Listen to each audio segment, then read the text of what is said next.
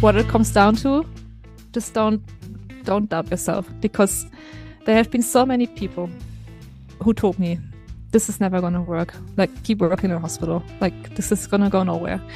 And I just had one person who said, quit your job, I believe in you, this is gonna be great. Only one person from family and friends.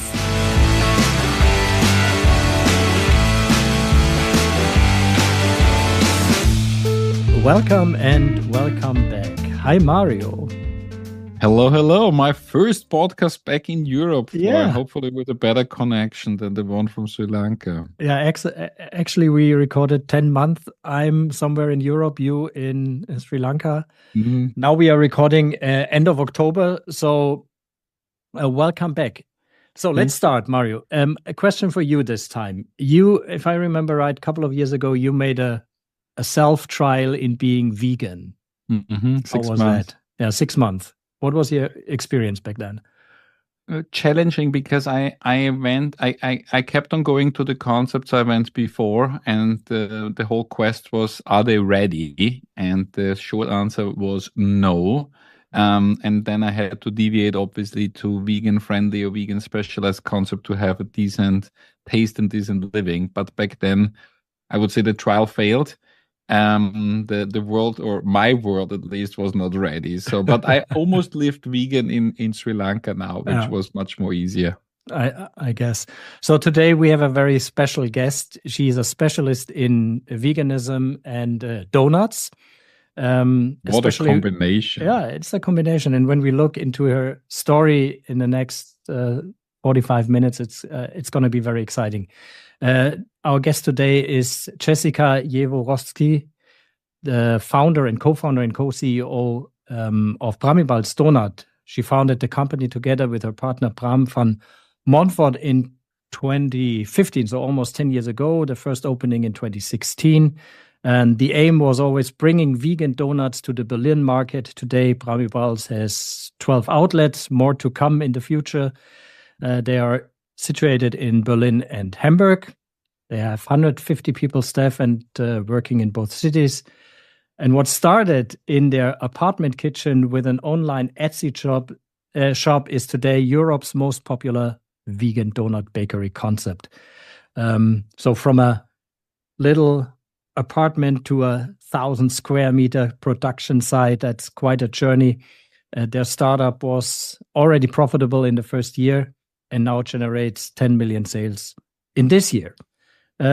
Jessica made it into the Forbes 30 under 30 list and is ranked amongst the OMR top 50 in this year. So next to names like Susanne, Klatten and Toni, Kroos. So congratulations to this. And first of all, Jessica, welcome to From Doubt to Drive. We are happy to have you here.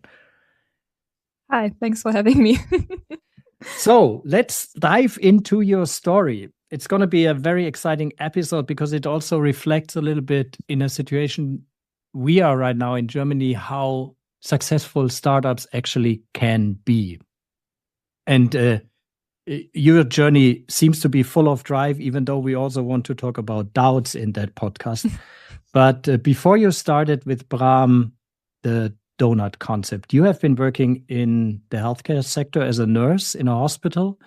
What brought you into the hospitality sector? Maybe you tell us a little bit about your journey. Yeah, for sure. It's a good question. I mean, I think I have to start basically when I made the decision to eat vegan or become a vegan. That was when I was 15 years old. So it's already 17 years ago. I'm getting a little bit older. But basically back in the days, you really did not have any vegan options in restaurants or even in supermarkets. I remember I still had to go to the Reform House to get my soy milk, and that was about it. And in my hometown of Recklinghausen, we had kind of a vegan soup kitchen. It was called the Tofu Club. And I went there always on Wednesdays to enjoy a vegan meal. And at some point, I actually also became a member and then started making vegan food every Wednesday. And sometimes we would even do all-you-can-eat brunches on the weekend.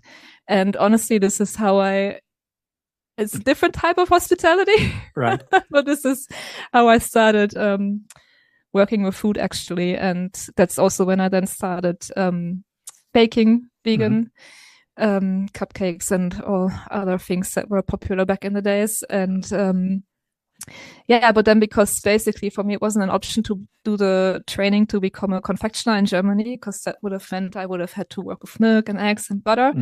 I said, okay, then I will go into healthcare.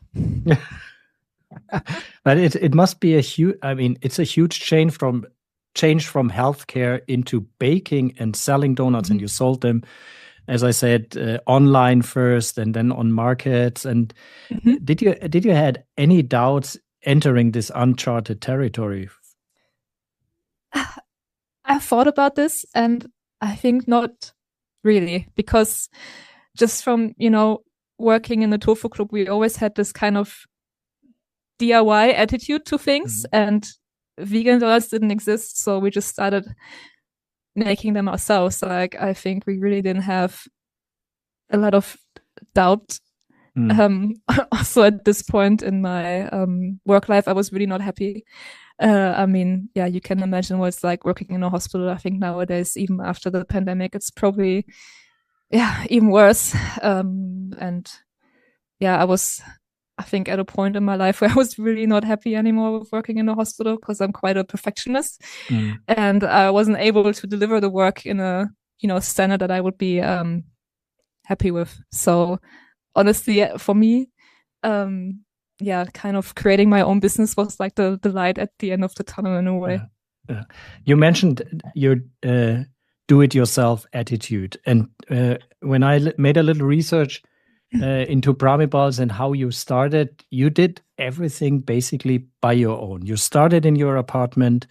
You had a fryer, just a regular household fryer, and then you sold the donuts, and then you got your first location at the Maybachufer in Berlin, and then you actually did everything by yourself. You did it yourself together with Bram and friends, and you tiled, you painted, you did the construction. So how was that? It's a really hands-on job, and what I really like is that as I said it in the beginning, that is this entrepreneurship and startup mentality that is reflected in what you did. You really did it all by yourself. What was the driver for that? I mean, to be honest, we didn't really have a lot of money, so we didn't really have any options besides doing it ourselves or having, friends and family help out, because since we didn't really have any business background, we didn't know how to, apply for a loan. I mean, we tried, but that failed massively. Now when I look at the documents, honestly, I understand why no one gave us any money. And back in the days, also the idea of a vegan donut shop, people were a lot more, pessimistic maybe, or thought it's just weird. Like, this is never going to be successful. So actually we didn't have any choice besides doing it ourselves. We just had some money saved up from selling on Etsy or selling on markets, and then we took out a very small personal loan, I think, from Bram's father, that we also paid back pretty much after a year. And it was very, very little money. Most of it actually went to the deposit of the rental. And I still remember on opening day, or it was before opening day, some of the neighbors, they must have put glue in the lock. So we actually had to spend the last money that we had on getting someone to open the door for us. And then we didn't have any more money to go get the groceries for the donuts. So we had to actually ask our friends for some money so that we could make any donuts for opening day. Let's travel back to this first day of opening and first day of real operation. Was when you closed the day after day one, was there more a feeling of relief? And I mean, you had a locksmith there and another 500 euro on your tab, or was it rather that you said, "What did we do? I mean, what if we fail?" What was your feeling back then? I don't think we thought that this was going to fail, because we've tested the concept really a lot on markets, and the demand was so high. We would always sell out. We would never be able to keep up with the market setup. It was honestly, it's quite intense. So it sounds a bit weird maybe from a business perspective, but we really thought, okay, we're going to open a cafe. And then since people can get donuts every day, demand will be, will slow down maybe a bit. It will be a bit more chill. Like, I really honestly, like, if I talk about this now, it sounds like the opposite of what you should put in a business plan. Because, like, yeah, you want demand to go up, not to go down, right? But somehow we thought this would be like a very chill experience of running a cafe. And of course, it was the complete opposite. I think we sold out on opening day after 2 hours and had to make more donuts immediately because, yeah, the demand was so high. There was a line down the street. It was, we were really not ready, I think, for what was, happening to us back then. But it seems like karma was with you, because I even like feel so sorry when I hear as an entrepreneur, when you put everything on the line and then some stupid idiots kind of like try to harm you with this clue. But you touched on several times the product, and I would like to stay a little bit on the product and want to understand this very niche positioning, because on the one hand, like opening a donut shop by itself in the broader scale of things you can pick is already quite niche, and then a vegan donut store, especially back then in the years, is very niche. Let's call it limited offer or limited position. Did you feel that never like as a limit or as a like restriction? Or was it retrospective exactly the limitation or the focusation which make you successful? And for me, it seems like you didn't have a choice because of your lifestyle and you believed in that. But as a business leader now, and not as an activist, did that help you, or would you have been more successful opening a cool just donut store back then? How do you see that? It's a difficult question. I think also when you are so passionate about what you do. And I mean, when we opened the first location at Maybachufer, we even did brunch and lunch. It wasn't just about the donuts. Actually, we were so excited about vegan food and finally having this place where, you can be really creative and you're so passionate about it that we actually did a little bit too much in the first year or so, I would say. And then we realized, okay, this is actually cutting into the donut side of things, because we would have to clear the kitchen from donut production and then move over to lunch or brunch or whatever it was. And then we would still sell out of donuts every day. And at some point we then actually just decided, okay, we're just gonna stick to donuts. We're a donut shop. It's in our name. And I think that was a decision that really helped massively to just focus and now is there any plan to do other things in the plant-based section? Now as you have been growing, you have a bigger followership, you have a bigger experience, obviously, you have more money. Is there any plans to go back to the original thing and widen it up the scope, or you want to stay as niche as you are? I think for now the niche is what really works for us.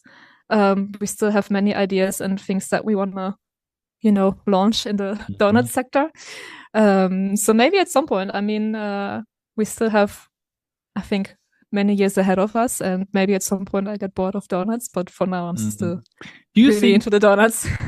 Do you think savory vegan options are in general a little bit more difficult to conquer than the sweet ones? For sure. Yeah, I believe so, because usually when something's sweet, a piece of cake, you can't really tell, is it vegan? Is it not vegan? But with some alternative meat replacements, you can kind of tell that it's vegan already before you buy it. And I think, that makes it a little bit more difficult maybe. Yeah. Another differentiation was at the beginning, this homemade or handmade or whatever you call it. Obviously, that's easier to sell if you do 2x2 in a small fryer.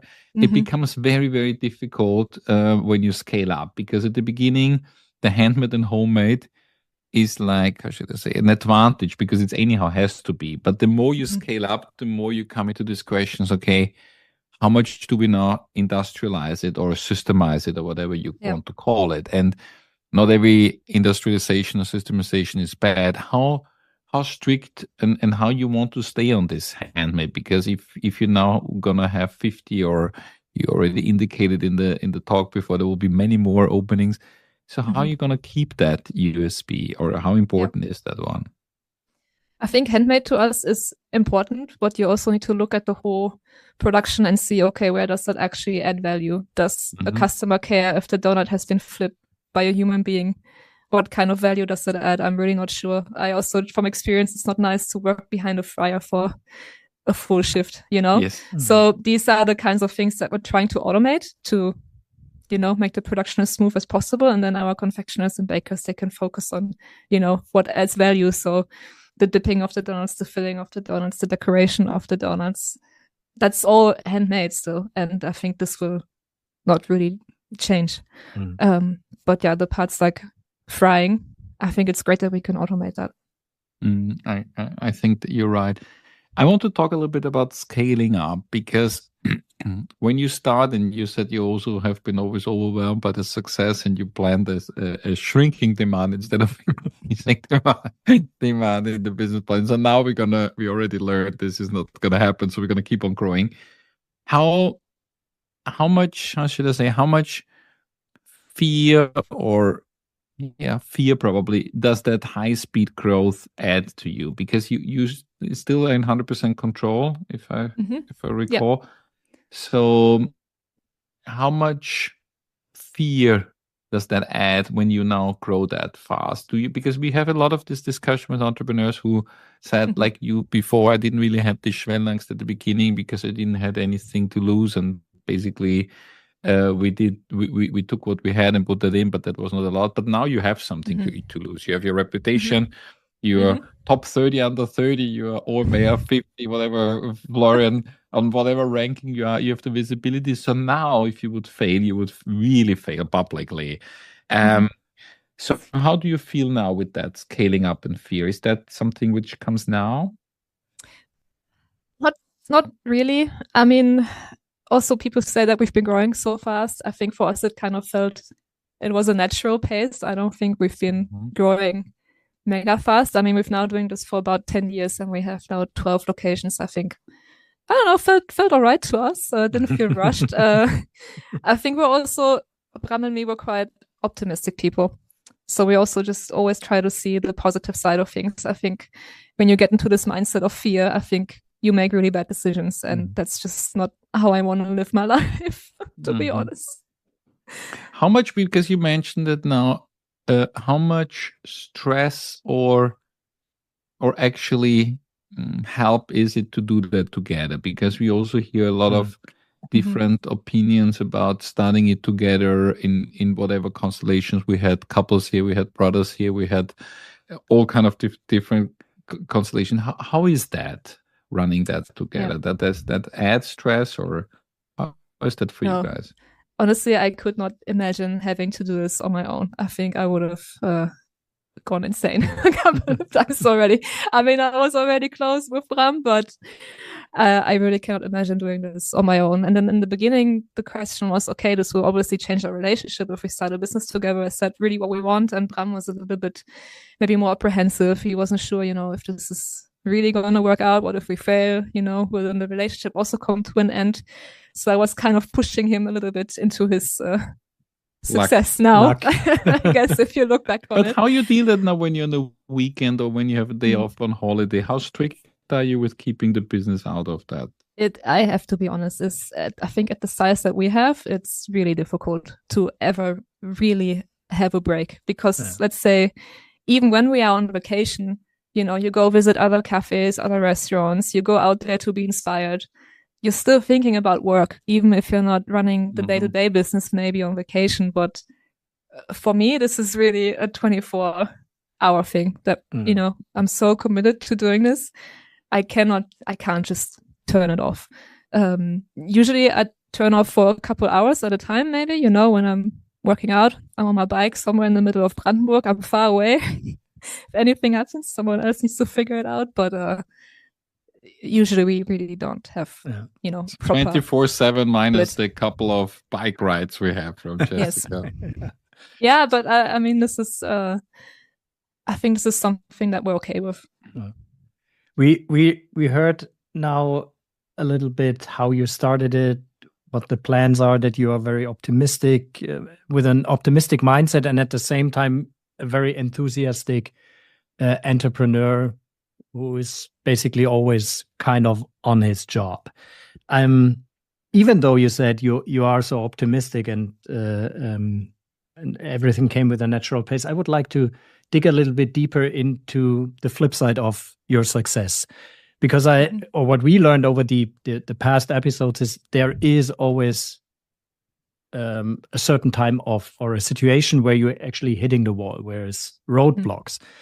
And do you remember some of those roadblocks or struggles where you said, okay, I don't know what to do in the first place, and what did you do then to overcome this? And do you remember such situations that you can share? I mean, we had many roadblocks. I mean, we can just start talking about that. We were just, Bram and I, as untrained bakers, we were baking in Germany. So that's already, you're not really allowed to do that. Yeah, exactly. So at some point, the Handwerkskammer sent us a letter and they said, hey, where's your Meister? If you can't provide a Meister within 2 weeks, we'll shut you down. So that was a very big roadblock because we were still producing in Maybachufer back then. And I mean, the kitchen was tiny. It was like 10 square meters. What were your thoughts back then, other than, okay, we need to hire a bakery master? What did, when you opened that letter, what was that feeling? I mean, we were shocked, of course, and I still think the German bureaucracy, it's not very startup friendly in the food sector, because whenever we hire even a trained baker and confectioner, they know nothing about making vegan donuts. So we have to train them part of their education. No. And we try to become Ausbildungsbetrieb, and they say we can't, because when we make buttercream, we don't use real butter. So we cannot train confectioners, which I think is it's a shame. Maybe that will change. Yeah, maybe it will change. Would be nice. So but I want to stay on that because it's really interesting. So you basically, the authorities force you to hire somebody who would not have any clue about what you're doing. And if you want to train people what you are doing and certify them, you're not allowed to do that. That's very correct. Weird. That must be highly frustrating. It's paradox. It's super hugely frustrating. And how is that in other countries, Jessica? Same? Like France? No. I mean, in the Netherlands, you don't need to be a master baker. You can just open a bakery. That sounds great to me. But there we have a situation or a point where you actually are or can be frustrated about bureaucracy and roadblocks from the municipality and from the Handwerkskammer and so on and so on. Yeah. How do you overcome this? I mean, what is your way of problem solving? We had a lady from the UAE here who does chocolate, and she said, find yourself a work therapist. So what is your work therapist? I mean, with these things like bureaucracy, I think there's really not much you can do about it. So usually when we get a letter like that, I get really angry, and I allow myself to be angry for, a couple hours the afternoon. I do whatever I feel like doing. Sometimes I go for a really hard run just to let it all out. Sometimes I order food. I eat a burger and chocolate, and then I cry on the couch, something like that. Like whatever I feel like doing, I do. But then the next day I get back to work. So I allow myself a small window where I really, let out all the feelings. A window of weakness. Back to business. A window of weakness. Yeah, but because then, I mean, I think it's good to get it out, but in the end, this isn't going to get you anywhere, just to be frustrated about things. So, yeah, just keep on going. Yeah. So what do you do to get back your drive personally, your work-life balance? What do you do for that? You go out running, biking? Yeah, it sounds maybe a little bit counterproductive, but I've actually started doing Ironman triathlons to achieve a better work-life balance. It's also a paradox. Yeah. And that, because so basically at the end of, I think, 2022, I decided, okay, I need a big goal for next year that's not business related. Because I just made it on the 30 under 30 Forbes list, and I was like, wow, that's such a big achievement. Like, what am I going to do next? And I didn't know how to swim back then or run. And I saw, I think, a YouTube blog about a triathlete, and I thought, wow, that looks really hard. So I signed up for a middle distance triathlon, and that goal put so much pressure on me that I actually started taking time out of my, day to commit to training. And yeah, actually only ever since I've been doing that, I've achieved more of a work-life balance, I would say. Mm-hmm. I mean, triathlon, that is it's immense, no? It is swimming, cycling, running. Yep. Middle distance is still a lot, no? It's so to train your body to that competition takes some time, no? It's so. Yeah. I mean, I wouldn't recommend doing it tomorrow if you have no experience or training. But I think it's definitely achievable, if you prepare for it. Jessica, we had last week here Laura, the leader of Caravan Coffee, and she said that she started hardcore climbing actually, and also it helped her to learn something about the business and vice versa. If you now think about this Ironman triathlon, what you're doing, besides the work-life balance, which was the obvious goal of yours, what did it teach you or show you about running your business? I think many things. First of all, you need to endure because these events go on for quite some time, and maybe you have a bit of a rough patch, a couple of minutes where you feel like, oh, I can't do this, or I'm having a terrible time. Like, what am I actually doing here? You will doubt yourself for sure. But then maybe, you go around the corner and you start to actually begin to feel a little bit better and you are a little bit more optimistic, and then all of a sudden you're enjoying it and you're like, wow, it's great, and everyone's cheering you on. So just endure. Wow. I need to change gears to another topic. You still run the company without any external investors, but we also found the traction that you tried the crowdfunding, and it seems that you failed back then. And you also said you failed by asking for a loan and it was not given to you. Now you smiled about it, but I'm sure it didn't feel like happy days back then. When you go for crowdfunding, and I did that also once and I also failed, you kind of publicly failed. It's something different than when a banker says no, but when you put yourself out there and says I need money or I want money, and then you don't reach your goal, whatever high or low that was, it feels like a very public failure. At least it felt it to me back then. How did you see that now? How did you feel back then? Why did you think you failed? What would you make difference? And do you need money now? Yeah, good question. I mean, back then, for sure, it felt like a failure. But I think there were a few things that we just did wrong. So first of all, I think the goal was way too high. I don't remember how high we put it, but I think it was quite ambitious. And we still managed to raise actually quite some money. And I think we would have been really happy with the amount that we raised, but it was all or nothing. So yeah, we didn't get any money. But I think we were just too early. So, we're quite optimistic and we have a lot of energy and we want to get things done. But I think that maybe got the better of us back then. We should have taken a little bit more time to really prepare the campaign and think about how we're going to communicate it. So in retrospect, I actually thought it was good that we failed, because we had to, go back to the drawing board and figure out another way. And we still had. What was the other way?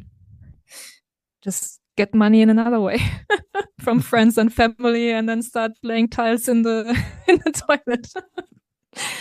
And we still had a lot of positive messages from people who said, "Hey, I'm gonna donate some money to you via PayPal or whatever. Like, I'm sure you'll make it." And that's nice. Yeah. And in the future now, is there something, because there's always these moments when people bootstrap for quite some time and stay alone. Then at one stage they say, now we also don't need anybody. Do you feel now you could grow better, faster, more international with a partner on board? Are you open for that? Are you scared about that? How you see that now after you kind of went through the difficult part? Do you want to stay alone?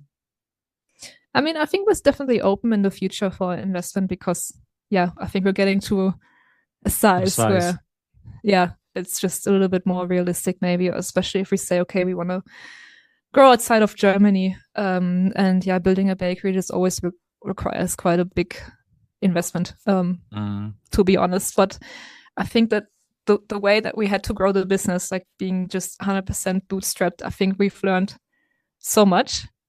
And I think it makes you appreciate the journey a bit more, because I don't know how to say this, but I think if someone would have just given me $1 million, whatever, number you can think of. It almost sounds too easy, you know what I mean? Like, of course, you have a lot more pressure, expectations, you need to return the investment and whatnot. But I think the way that we did it, we've learned a lot more. You found your way. Talking about your way, you know, like I think you said 17 years ago you became vegan. Is that correct? Yeah.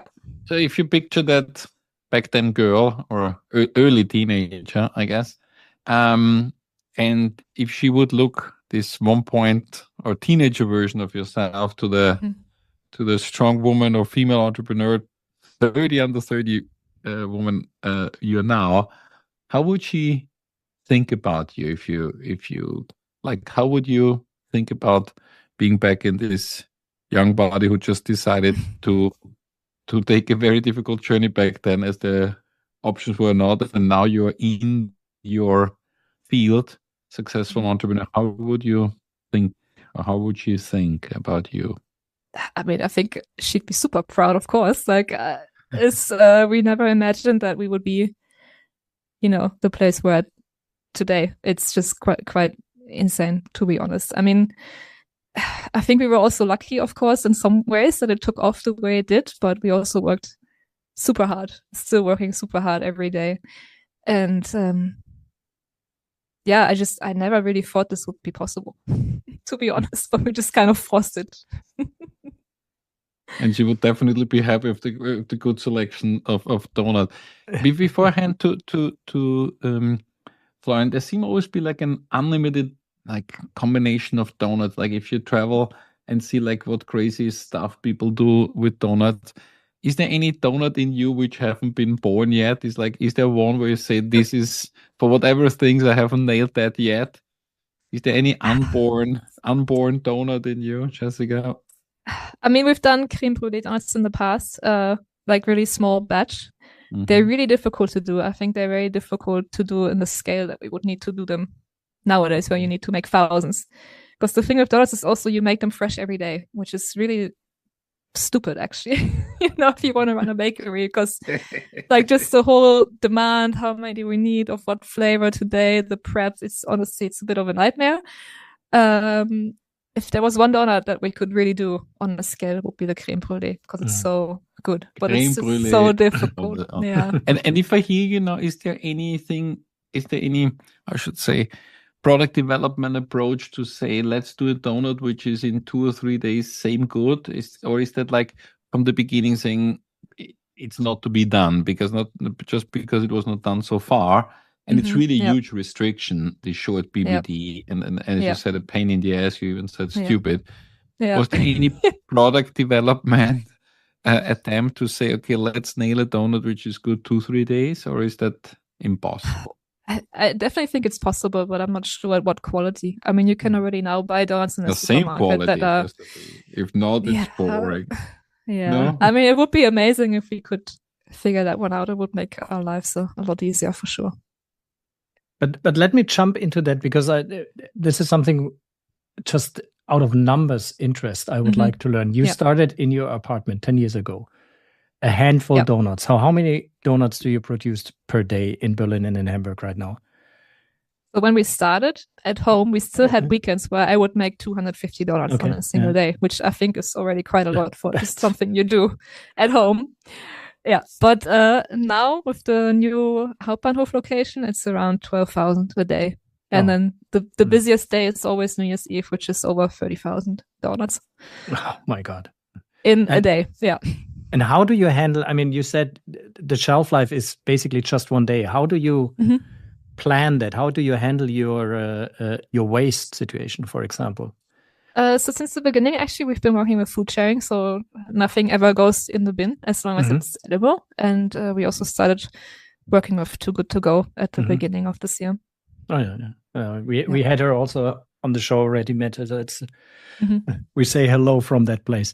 I mean, you founded together with Bram that company. It is your DNA that is there. How do you actually give this kind of idealistic way of living, thinking, producing, making business onto to your staff? How do you select them? What is your culture within Brammibal? I mean, I think just being a vegan business, automatically you're going to attract, vegans, a lot of vegans, a lot of people who care about environment. Do you employ carnivores, or Of course, yeah. Okay. As long as they're respectful.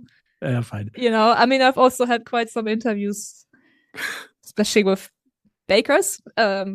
They would tell me they think it's stupid and how can this even taste good and how do you make money with it? And that's a very interesting interview to have with a potential employer. But no, I think, we automatically attract people who want to be part of the cause. But of course, we don't stop at just being a vegan company. We care a lot about sustainability. So we always try to improve. So yeah. You develop people within your system, I guess. You have 150 people right now. Would you say what is your vision for the future for Brammibals and that kind of organization? Yeah, I mean, I think we kind of want to show that you can run successfully a sustainable vegan business, because I think at this level this really hasn't been done yet, and we want to, inspire other people to do the same. So we still want to, grow and go to new countries and just become bigger and have people eat more vegan donuts. I think that's really amazing. We just opened the first fully vegan location inside the Berlin Central Station. I mean, how great is that? Yeah. Berlin Central Station. You're also in the KaDeWe in Berlin, which is also, I mean, you actually, the location selection you have is actually widespread. Travel hubs, department stores, gentrified hipster areas like Schanzenviertel in Hamburg, or is there, you just go with the flow, or how do you select that? So KaDeWe, they actually approached us about opening a location there. I have never been to KaDeWe before, I have to be honest. I'm not sure I'm the target audience for KaDeWe. But in the beginning, we were actually quite lucky. Like also the Potsdamer Platz location, Brookfield just sent us an email, and I thought, oh, it's spam. I need to ignore it. But then there was another email, and I was like, oh, this looks maybe serious. I should probably reply. And then they also offered us the former Starbucks on the corner at the mall. So we were quite lucky in the beginning, I think, with the location. That's the one I always go when I'm in Berlin. That's because it's always around the corner from the hotel. I say, Florian touched on the future. If you now are more in planning mode, I guess, because you run a bigger ship and you need to plan. What KPIs or what plans are there regarding growth, internationalization? Products, if you want to hold yourself accountable, because at the moment you report to yourself and only to yourself, what's a realistic, or not a realistic, ambitious, what's an ambitious but achievable target for you? Where could you be, let's say, in 36 months? How big that could be? What's realistic? Where do you want to go? How big should that be? Yeah, I mean, we haven't really set ourselves any goals like that, because this year has been a little bit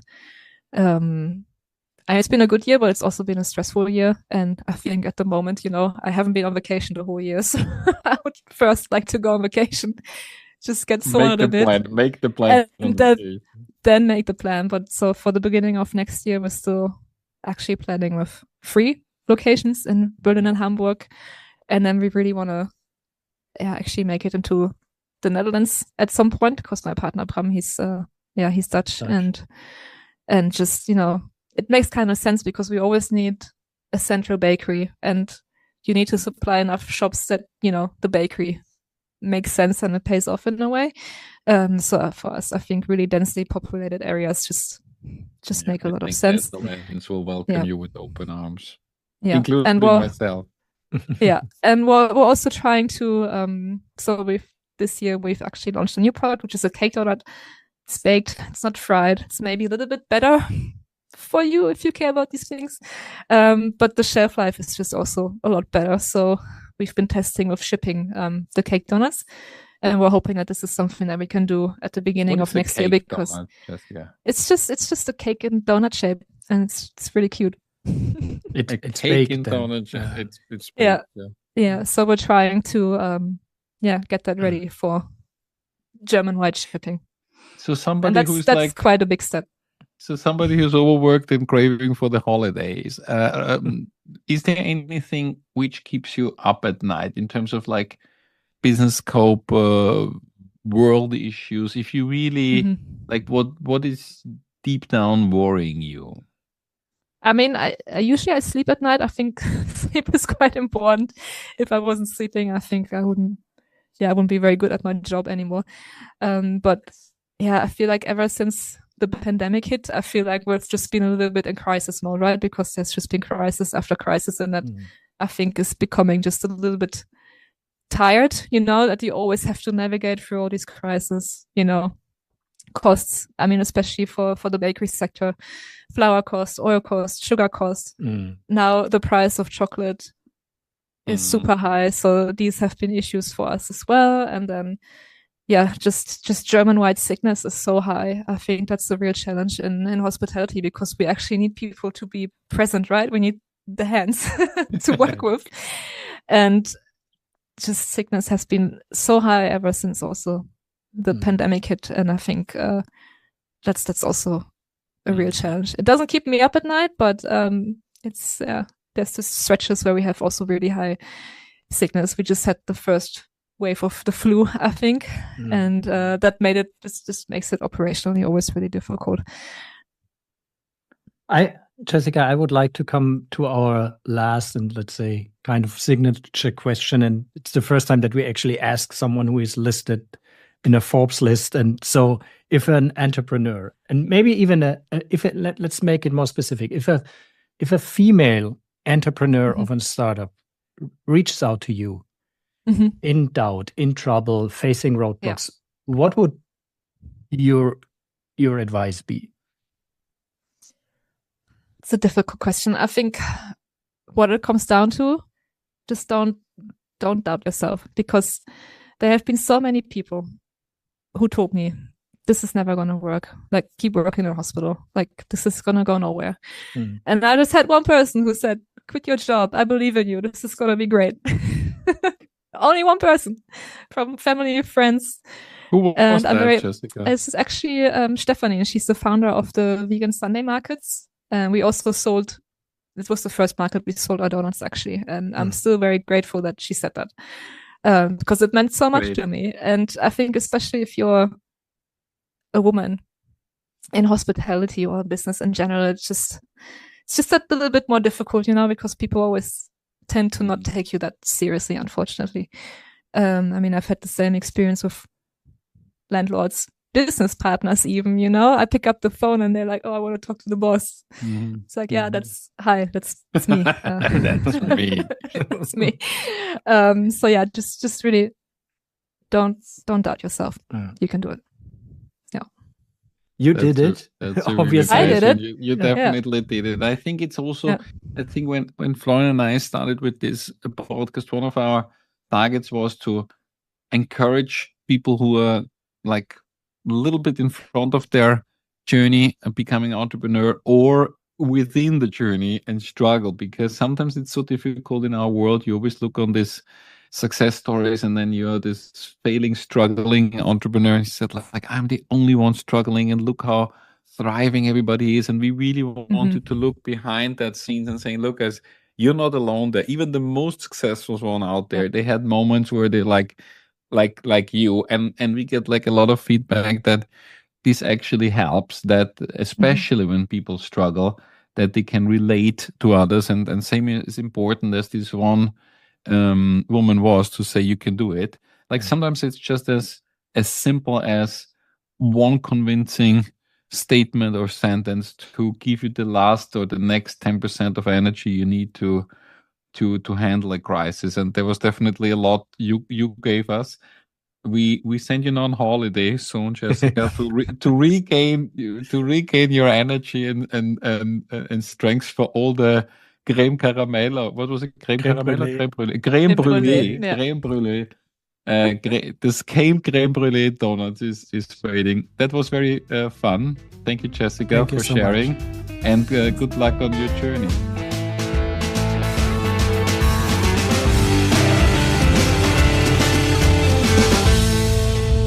Well, that was nice. And As I said, I mean, in the beginning, this is for me this is really a story of entrepreneurship per se. There's a young woman coming out of a completely different scope of work and decides to go that path full power. Really nice. And what a power, Florian, even enough power left to run triathlons or to participate in triathlons. So not that it would be not already a challenging mission to launch plant-based donuts against all odds. She also has enough energy left to run triathlons. Yeah, cool. Let's wrap up our learnings from Jessica, though. Yes. So what's your first one, Florian? Well, actually, the first one I noted was her do-it-yourself attitude. Yeah. And you really felt that the whole conversation on that she's hands-on, she's doing what she thinks, and tiling the restrooms and building the counters and making donuts in their apartment kitchen and so on and so forth. A really do-it-yourself attitude. Yeah, I think we really felt this package of do-it-yourself attitude and huge passion and mission. Right. Vision already coming out of her veganism, but also this huge passion to overcome all that hurdles. And I really think we had, like, you have to have the passion for what you do, you said. And even more said, I found that bureaucracy, and if you think about that, it's so weird that she wanted, because you said she went to this healthcare, but she didn't want to do that. She actually wanted to be a baker or a confectionist, and was forced, or would have been forced, to work with butter, old school. And just because she didn't want to do that, she deviated. And then even later back, now they cannot run the whole business if they don't employ a Meisterbäcker, which doesn't even know, or who doesn't even know how to bake vegan Kroos. It's vegan donut. It's so weird, actually. Paradox. And actually quite paradox and highly frustrating. Yeah. But I really think this do-it-yourself attitude and passion, and that went actually on, and that when they opened their first location and somebody actually glued their lock and another roadblock, and then they did it, and they had no money, but still they were convinced that they are doing, and passionate that they wanted to do it, and were excited about the opening. And funnily, they planned that the demand would actually decrease. It is also a very nice anecdote, basically, in starting a business like that. And then the natural pace came, and the people liked and loved the product. So that is, it's really nice. Yes, it is. And also she said, when we talked about this combination of relationship or private and business, that she said, business is a 24 hours commitment. I cannot turn it off. That's what she said. I cannot turn it off. Yeah. And although she felt like ready for a holiday, you like very resilient entrepreneur. But still, as she shared, like, she allows herself the, how she called it, windows of weakness and anger.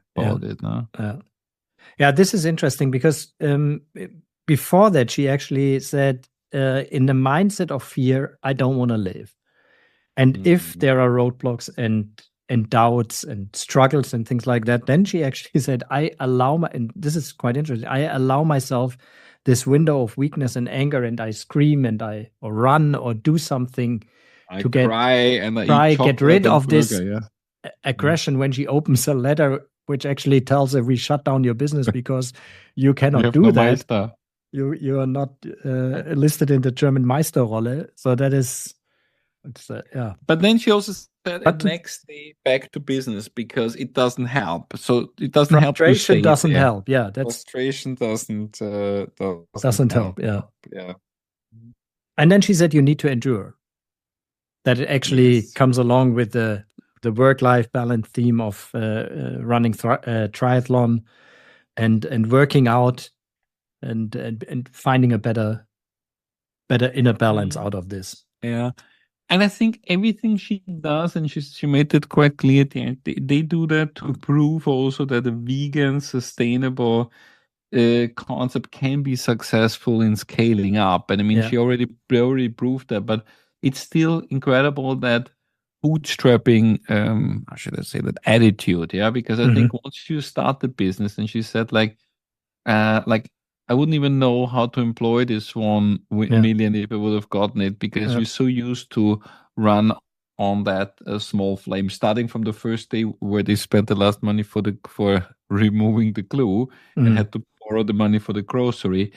But then also scaling up, it's a really, I think it became, because you also talked about the culture, but I think this resilience, endurance, and also like bootstrapping mentality becomes part of the brand. I think even guests feel that probably, and it becomes part of your DNA. I think also what came out quite clear, Florian, was like this crisis after crisis. I'm tired of that, and I think although they have been also benefiting from the crisis because of the home office and indulgency and then shipping and whatever.